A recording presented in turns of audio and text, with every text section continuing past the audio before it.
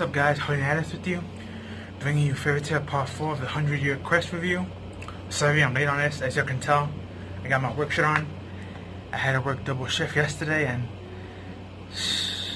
yeah, I just came out too late, so I couldn't do the review. But I'm here today, so yeah.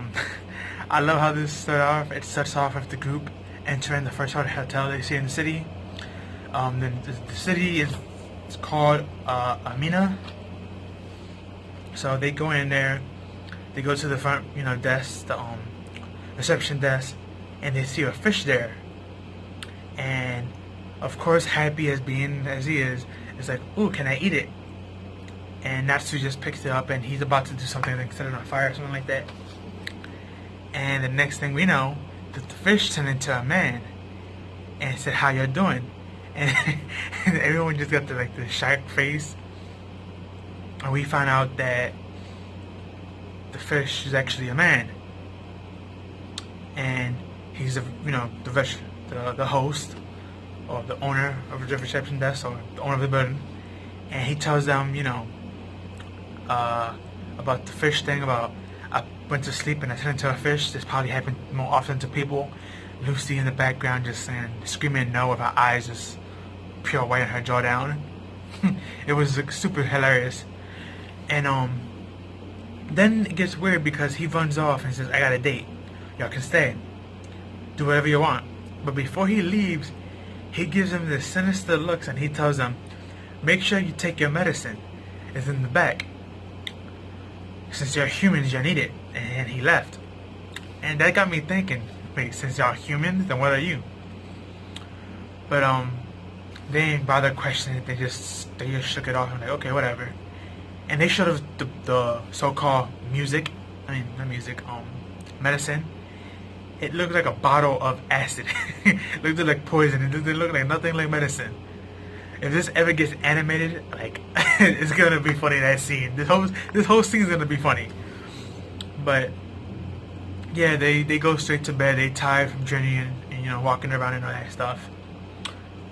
Then later on in the night, Gray wakes up and he realized that the whole hotel is flooded in water. He freaks out. He runs out.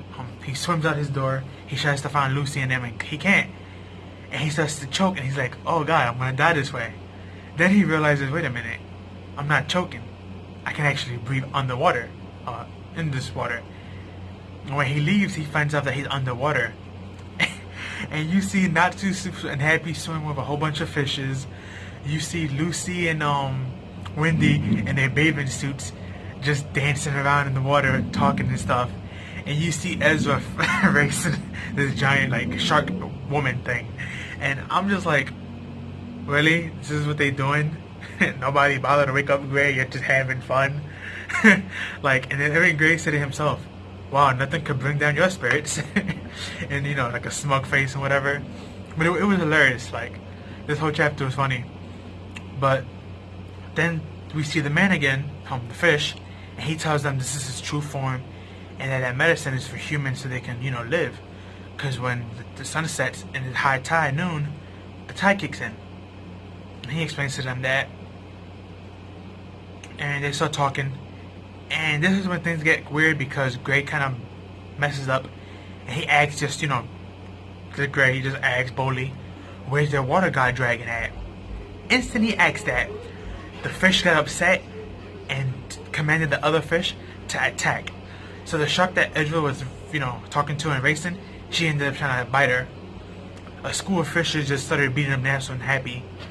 Another school of fishes ripped off the top part of Lucy's, bikini. And Natsu was gonna fry them all, but Ezra was like, "Let's retreat, let's hold back, something's off." So they retreat. And then we skip over back to the Fairytail girl. And as you can see in the thumbnail, we found out that Toka, the new member, has water magic. And when she was compared to Juria in a comment that she said, so she was going to attack her. And then that's when Gajo was like, "Let's wait until we have enough information to grab her by the tail." And then they showed her back, and she actually has a tail. And that's when the chapter ends, as you saw in the thumbnail. Now, these past 4 chapters of Fairytail 100-Year Quest has been very, very good so far on the writing. Hopefully Hero can keep that up, or whoever's doing the writing. Because I heard a rumor that Hero's just doing the artwork and someone else is doing the writing. So I'm not sure how true that is, but that's what I heard. So again, don't like quote me on it, because I'm not sure. That's just a rumor I heard. I'm not sure if it's true or not. Haven't looked into it, but either or, I have to admit these 4 chapters have been doing way better than the last arc we got in the Hourverse arc. The Hourverse arc, as much as I love Fairytail, that last arc was just horrible. It could have been so much better if like Hero would have actually planned it out. I mean, there's still moments that I like about it, and overall, I wouldn't say it's something to drop Fairytail for, even though Fairytail haters will say, yeah, drop it, yeah. But this 100-year quest is pretty awesome so far. Just thing that bothers me is not that the 5 dragons are popping up out of nowhere, because you know, we know dragon people have been hiding before, or they come from other dimensions over. I mean, look at when the magic games, we had like, what, 7 dragons, full-grown dragons come in from the portal. Actilogia ain't show up. He should have, when he sensed their power and smelled them, but he didn't. Then we had Natsu and them bump into the spirit of the dragon in that underground place. He ain't pop up. So as Actilogia, as powerful and as good as he is at killing dragons, he's not really good at hunting them. Like I said before in my other chapter reviews. But this was good. But what bothers me is Toka. Because they hinted that she knew Blair, the dark-skinned chick who was part of the evil wizard guild, that Natsu demolished. When they summoned the war god, he just one-shot it, literally. So either she's part of that group and she's sent into Fairytail to get revenge, or she's probably from this country, which I forgot the name of this country that we're in. But maybe she's, you know, part of this country that Natsu and them are in, and she came over to Fairytail maybe to, I don't know, get help. I'm not sure. Something's off with her. Her and the Dragon of Law. Something's off with those 2 characters badly. I can't put my finger on it, but yeah, something's up with them. But that and the School of Fishes was just awkward. And yet we have not seen those 2 people. Because, you know, the fish just stated before Gray and them left that you're like the other 2 humans. Which means those 2 humans that we saw on the end of chapter 3 most likely have beat them here and asked for the information. So, and again, my theory is that these 5 holy dragons are probably good, and the Dragon of Law is trying to get someone to take them out, because they're probably a threat to him only. Who knows, maybe the Dragon of Law is related to Actilogia? Maybe an accomplice? Or a relative?